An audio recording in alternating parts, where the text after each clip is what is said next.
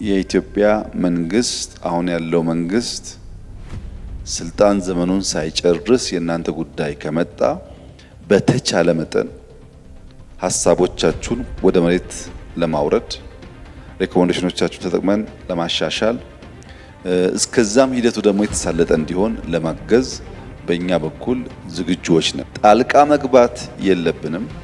ሲያሻቸው ግን መደገፍ አለብን ብለን በወሰንነው መሰረት ከኛ የሚያስፈልጋችሁን ድጋፍ እንሰጣለን።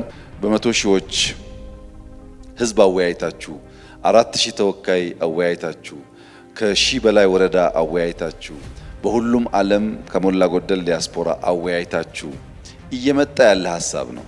እንደዚህ ያለ ነገር ኢትዮጵያ ውስጥ አናቅም። ጥቂት መቶዎች ተሰብስበው ነው ኮንስቲቱሽን ሰጡን። ከዚህ ቀደም በሌላም ሀገር እንደዚህ አይነት ውይይት አይተን አናቅም እና ከበቂ በላይ የኢትዮጵያን ፍላጎት መመለስ የሚችል ከ90% በላይ ኢትዮጵያን ያሳተፈ ሂደት ስለሆነ ለምናስበው ለውጥ ለምናስበው ሪፎርም መሰረት መጣል የሚችል ይመስለኛል።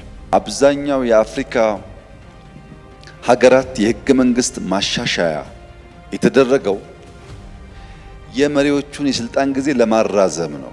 የኛ ኮንስቲቱሽን ደግሞ የሚቀየረው እድሜ ገደብ የሌለውን የስልጣን በኢትዮጵያ ህገ መንግስት ጠቅላይ ሚኒስትሩ ፓርቲው እስካሸነፈ ድረስና መምረጥ እስከቻለ ድረስ የጊዜ ገደብ የለበትም።